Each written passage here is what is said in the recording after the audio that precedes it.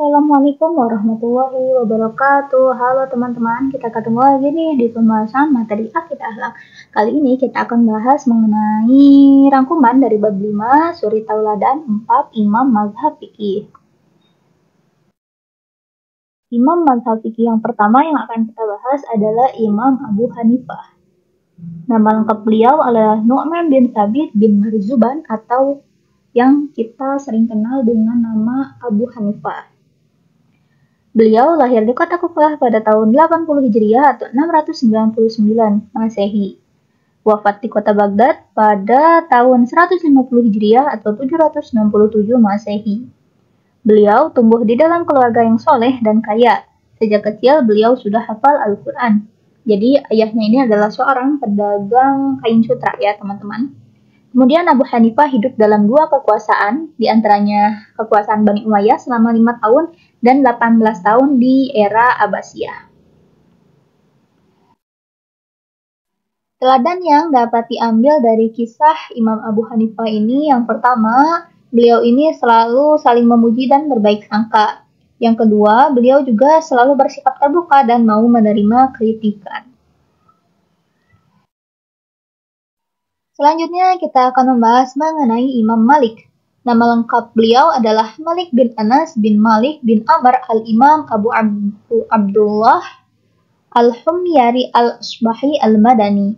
Lahir di Madinah pada tahun 93 Hijriah atau 714 Masehi dan wafat di tahun 179 Hijriah atau 800 Masehi. Beliau adalah pendiri mazhab Maliki yang ahli di bidang fikih dan hadis. Adapun beliau juga merupakan penyusun dari kitab Al-Muwatta yang disusun selama 40 tahun ya, teman-teman. Teladan yang dapat diambil dari kisah Imam Malik, yang pertama, beliau adalah seseorang yang tekun dalam belajar. Hal ini bisa dibuktikan di dalam kegiatannya di mana beliau ini dari masih kecil sudah bisa menghafal Al-Quran, kemudian setelah itu dilanjutkan dengan mempelajari hadis dan fikih. Kemudian yang kedua, beliau adalah seseorang yang jujur dalam perkataan dan tindakan. Hal ini dibuktikan dengan salah satu sikap beliau yang berani berkata tidak tahu. Ketika seseorang mempunyai ilmu yang tinggi, kadang-kadang orang itu gengsi gitu. Ketika ditanya, mereka tidak tahu jawabannya. Nah, Imam Malik ini adalah seseorang yang berani berkata tidak tahu jika memang apa yang ditanyakan itu beliau tidak mengetahui dengan pasti gitu. Selanjutnya adalah Imam Syafi'i.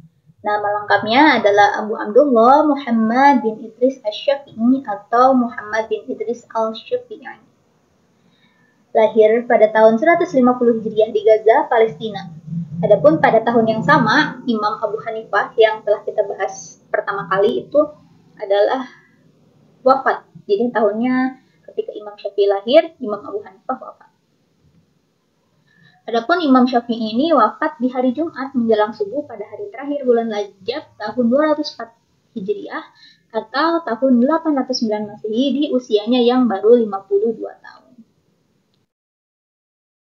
Kisah keteladanan dari kisah Imam Syafi'i, yang pertama, beliau ini seseorang yang tidak sewenang-wenang meskipun kepada muridnya sendiri. Dan yang kedua, beliau adalah orang yang menerapkan moderasi dalam beragama.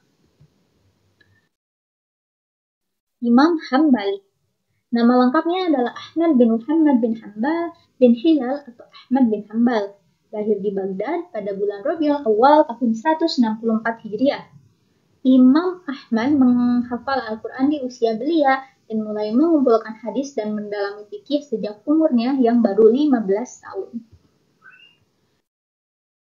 Di antara teladan yang dapat diambil dari kisah Imam Hambali adalah beliau adalah seseorang yang giat dan tekun dalam belajar.